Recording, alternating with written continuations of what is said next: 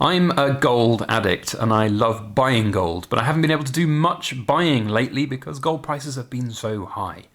But they're starting to come down, which is certainly making me think about buying more gold. And certainly it's making the industry out there look at gold in a different way. So today we're going to have a look at this beautiful coin and also a silver version of it as well. But generally talk a little bit about gold and silver markets. Why are they down? And what does it mean for us as stackers?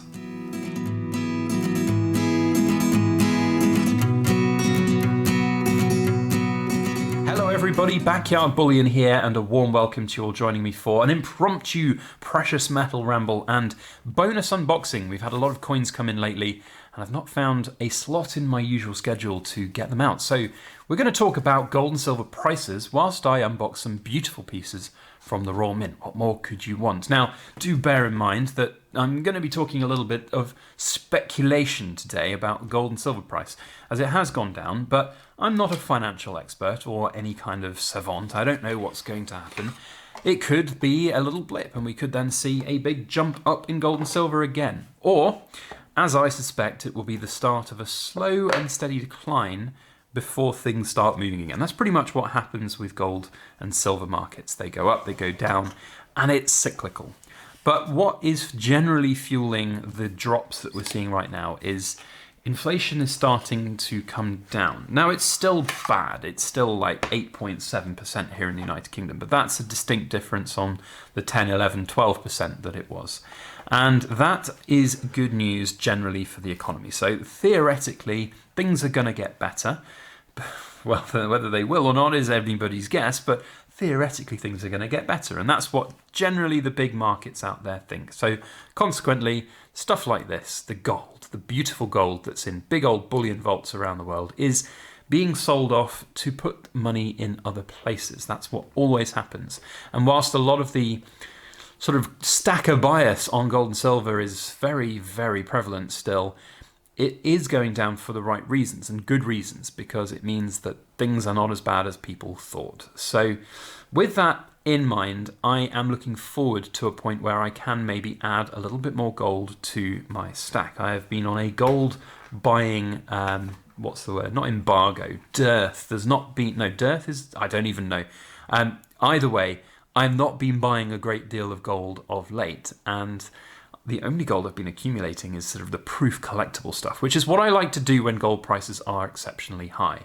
When they start to come down, that's when I go, ooh, that gold bug inside me is itching to get a little bit more bullion, because I know historically there's been a higher price and it could go back up to those points. So gold, I think, is going to continue to drop as things get better. You know, we've seen quite a significant drop even just from the recent reductions in prices of inflation. If that continues to fall, if those job figures and job numbers continue to fall, and of course interest rates are at a certain point now where, you know, having money in a bank giving interest, and perhaps if the, you know, inflation rate comes down, the 5% that you might be able to get from savings accounts would outstrip inflation. Gold doesn't give you interest, it just sits there. Silver doesn't give you interest, it just sits there. So it's an interesting time for sure, and I don't exactly know what's ahead.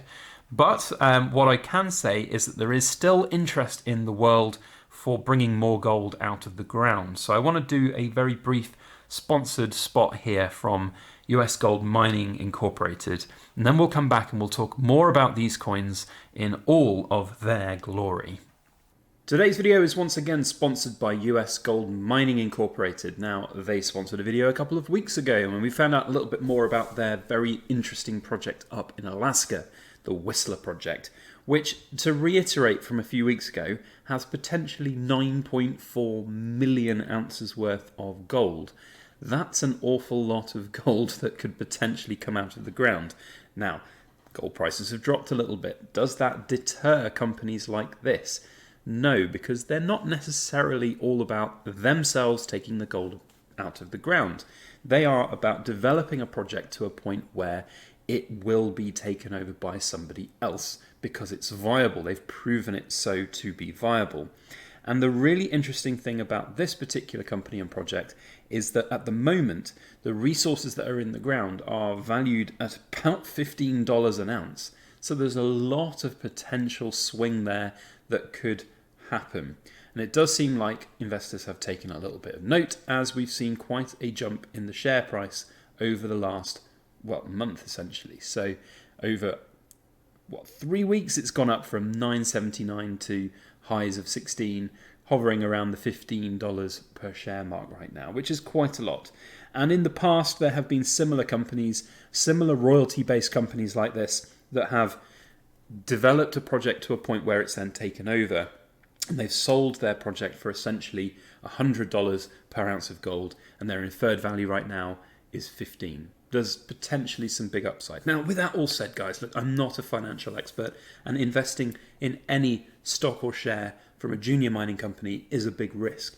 But even though gold prices are going down, I think it's evident and clear that there will be markets for gold into the future. It's important. It's a very, very important resource, and it will continue to be so for a long time. And projects like this are just small parts of the big global production machine. And I think that production is going to continue for a long time. Let's get back to the video now and have a look at these coins in all their detail. So a big thank you to Gold Mining Incorporated for sponsoring our video once again. Now, let's get back to the coins and focus more on those now. I think we've talked enough about the potential for gold and its maybe slow decline. But now we can talk about these absolutely stunning pieces. So these are, of course, the Coronation coins. They are the quarter ounce gold proof and the 2 ounce silver proof. Now, the only other proof. Sorry, I'll start that sentence again. My brain not working. The only other coin that I have from the Coronation series at the moment is the big special edition exclusive 2 ounce gold reverse frosted, or whatever they're calling it, frosted version. Now, I've put that into secure storage, so I don't have it to hand to showcase, unfortunately. But the difference here is stark, and it's interesting. I really love that proof frosted coin. I think it's absolutely exceptionally well made and really beautiful. But there is something to be said about a coin like this, where you get the light in the right angle for a black background, just to show off the stunning finish that the Royal Mint can get these days. Now, if we're talking about stunning finishes and quality, the Royal Mint have really stepped their game up in quality control. If you remember, I went to the Royal Mint back a couple of months ago. I think it was in February, I want to say. Might have been March. I don't know. Anyway, it was not that long ago when I went up there. And they were showing me around their production facility. And whilst I can't say everything that I saw, because there are some things which are proprietary, which I am bound not to talk about, I can say that those things that I'm not allowed to talk about are bloody working, because the Royal Mint has had a run, for me anyway, personally, an incredible run of great coins coming in. And not only are the designs looking good on these coins, but the quality is exceptional. The silver version looks just as good with the black background there. Is it a really, quintessentially British coin that will win for the ages? I would argue yes. It's going to be a very, very popular one come the unfortunate event of the next coronation, if and when that happens. Well, of course, it won't be if, it'll be when it happens. Well, actually, I say if, because, the monarchy could disappear, I suppose. So, well, the point here is that this is a beautiful piece and a really stunning addition to my proof coin collection from the Royal Mint. What I like most about it is that this is with King Charles and a crown. Now, a lot of the other coins that we've got for King Charles, in fact, let me just very quickly grab a... I'm going to go over here. There we go. Should have prepared this earlier, but a bit of a behind the scenes for any ramblers listening to the end. So here is a Bullion Britannia with no crown. And here is the crowned coin. So I think, I'm not entirely sure, but I think that for the future we'll see an uncrowned version, which means that these will be some of the only crowned coins out there. That said, I could be wrong. I haven't researched this, but I seem to remember that being the case, that I think it's going to be the uncrowned version that Charles has decided on. He doesn't want to have the pomp and ceremony of it. So for these to be some of the only coins out there with the crown version of Charles, I think is unique, is different. And that's what really is interesting for me. The gold versions as well with the sovereigns, and I don't know about, it could be that the Coronation year sovereigns for this year, the proof sovereigns for this year, will have the crown on them, and then we'll go and revert back to the regulars. I could not possibly say at this stage, so that's an interesting thing to look for.